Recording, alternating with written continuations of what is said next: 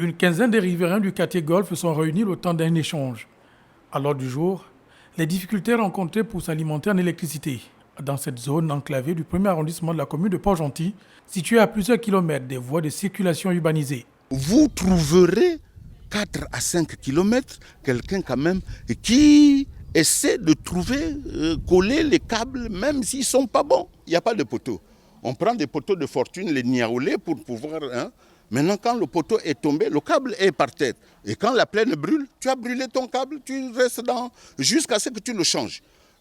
Donc, perpétuel recommencement. Un recommencement qui implique le renouvellement des câbles électriques de fortune en cas de vol de ces derniers. Tellement la demande est grande. Mais les voleurs, ils te coupent le câble pour aller aussi vendre chez un autre qui a besoin de câble. Est-ce que vous voyez un peu dans quelle situation nous avons vécu? Moi, mon épouse allait partir. Parce que le premier jour où on nous a pris 400 mètres, mais elle est tombée dans les pommes. Vous voyez, donc elle pouvait partir.